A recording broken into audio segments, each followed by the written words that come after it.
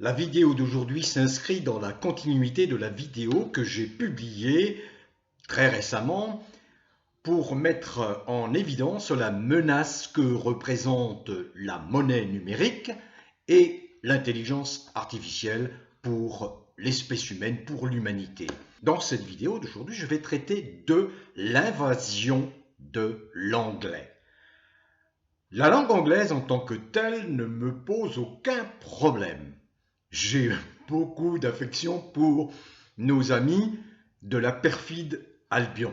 Et comment peut-on nourrir une hostilité pour cette langue quand on connaît les génies qui sont nés sur cette perfide Albion? Quand je parle des génies littéraires, des poètes, et bien sûr, celui qui vient immédiatement à l'esprit, ça n'est autre que Shakespeare, qui disait qu'il y a plus de merveilles en ce monde que n'en peuvent contenir tous nos rêves. Et c'est bien ce que l'on défend, nous les humanistes, les vrais, je ne parle pas des faux humanistes de gauche, mais c'est bien ce que l'on défend, nous, les vrais humanistes, quelles que soient les chapelles. Ceux qui veulent préserver les règles naturelles, qui sont menacées, attaquées par des monstres qui veulent faire, j'aime cette expression parce qu'elle est parlante, qui veulent véritablement nous faire prendre des vessies pour des lanternes et nous faire marcher sur la tête alors que nous devons marcher sur nos pieds, sur nos jambes. Alors l'anglais, bien non, je ne nourris aucune hostilité vis-à-vis de cette langue-là, celle qui, en réalité, a beaucoup été influencée par le français. En réalité, 45% des mots anglais ont une origine française. Alors bien sûr, l'anglais est une langue à l'origine germanique, mais elle a subi beaucoup d'influences françaises et latines. Le problème, c'est qu'aujourd'hui, cette langue, aujourd'hui, on va dire depuis la prise de pouvoir par les États-Unis sur le monde, c'est-à-dire depuis la volonté hégémonique des États-Uniens sur le monde, les États-Uniens parlant l'anglais, en réalité, ils ont transformé l'anglais originel en une espèce d'anglais chewing gum, bien. Donc depuis la prise de pouvoir des États-Unis sur le monde, la domination des États-Unis sur le monde, à la faveur de deux guerres mondiales, bref, eh bien, on assiste à l'invasion de l'anglais partout. L'anglais est devenu donc une langue qui sert à dominer le monde, qui est une arme de domination sur le monde. Une langue qui efface toute la diversité, c'est-à-dire qui efface la richesse de la diversité des cultures à travers le monde. C'est en cela qu'il faut se battre contre l'hégémonie de la langue anglaise aujourd'hui, mais contre l'hégémonie de toute langue qui voudrait prendre le dessus à des fins de domination et d'hégémonie, à des fins de lissage culturel, de façon à ce que l'être humain ne pense plus que d'une seule façon, uniforme. De cette façon, eh bien, il sera beaucoup plus facilement transformable, métamorphosable en zombie, docile, obéissant, exploitable à merci.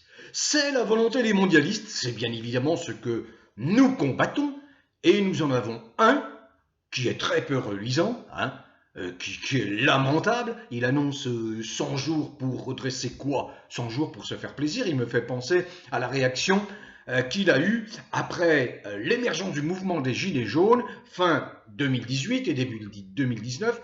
Il a lancé une grande campagne de communication avec les Français, enfin tout un enfumage qui n'a abouti à rien, bien évidemment, parce que c'est conforme au personnage psychopathe, pervers et narcissique. Donc, juste une petite parenthèse sur ce personnage. Vous vous rendez compte, c'est lamentable, c'est honteux.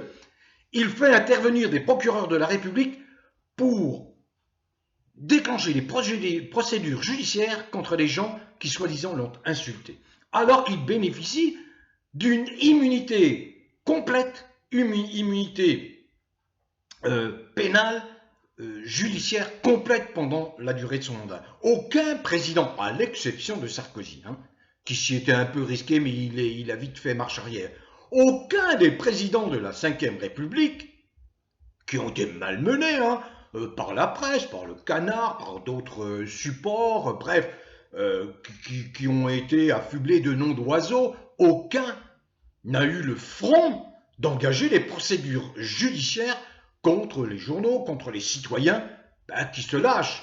Il détient une protection, Macron, qui est exorbitante, qui est monstrueusement injuste par rapport au fait qu'il engage des procédures judiciaires au nom de l'outrage. Vous savez, cette qualification qui a été introduite dans le code pénal par Sarkozy, au nom de l'outrage fait à un détenteur de l'autorité publique.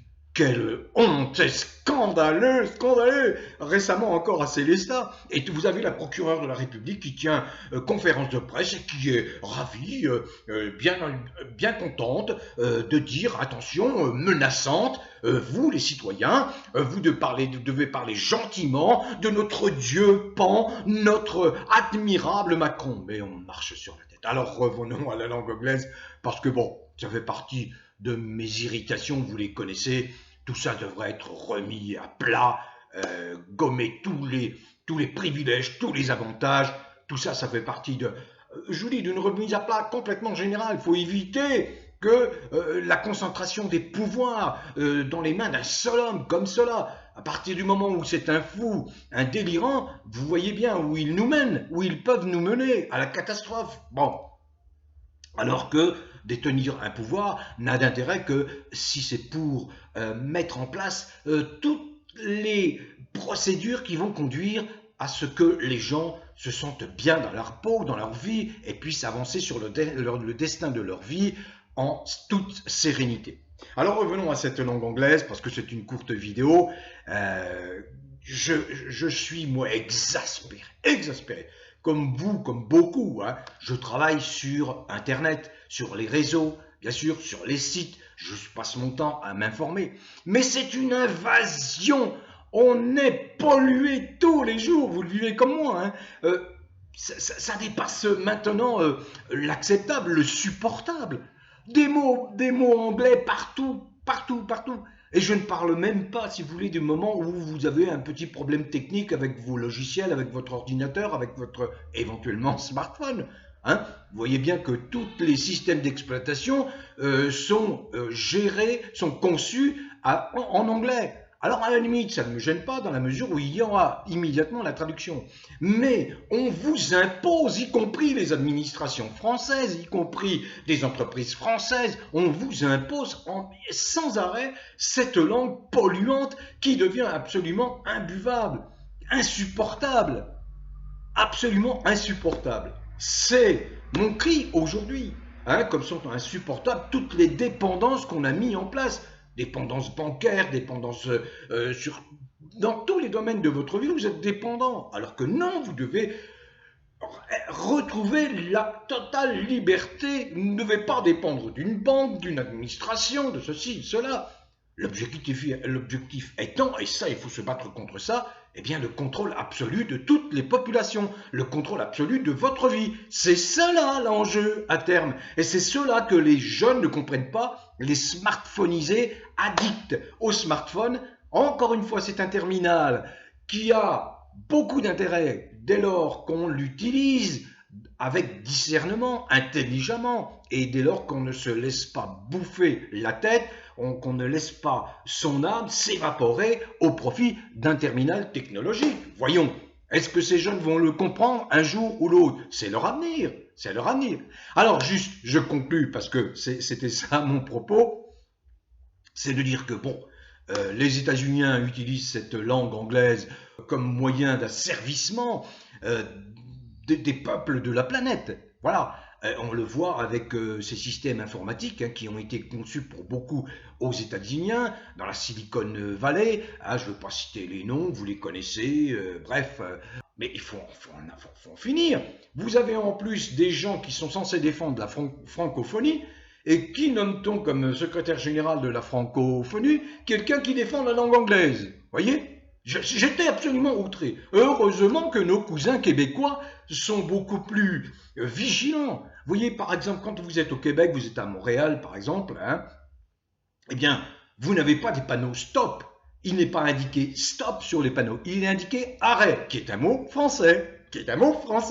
Ça, c'est réjouissant quand vous êtes au Québec, parce que vous vous sentez à l'aise. Mais l'influence états-unienne est telle que dans quelques décennies, tout ça va tomber si on ne réagit pas. Si on ne réagit pas, attends. Alors, je vais emprunter, parce qu'elle a fait un travail, elle a réuni tous ces anglicismes pour dire, mais ça suffit, quoi. Parlez français, ça c'est moi qui vous le dis. Parlez français, bordel. Écrivez français, bordel. Refusez toutes les formules, les expressions que l'on vous impose sur les sites internet et autres. Envoyez tout de suite des messages. Je rebondis aussi à un commentaire dans une précédente vidéo où je me suis laissé aller à utiliser 3 expressions anglaises. Eh bien, ce monsieur qui a fait ce commentaire en disant « parler français », il avait parfaitement raison. Je suis coupable. Pourtant, je veille beaucoup à ne pas tomber dans ce piège des anglicismes.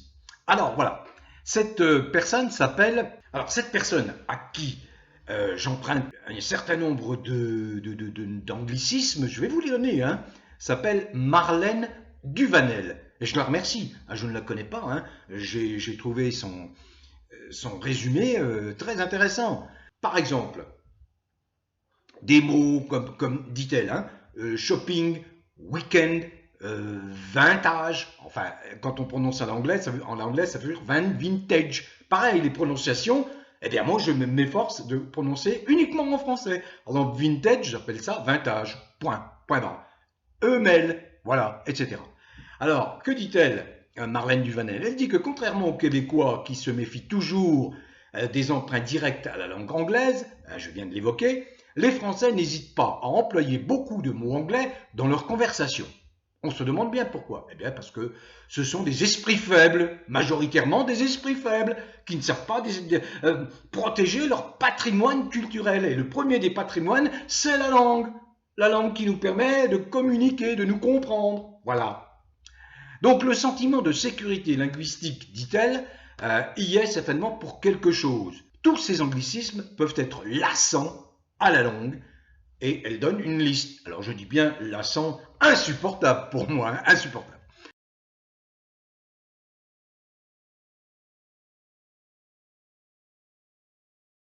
Voilà cette liste.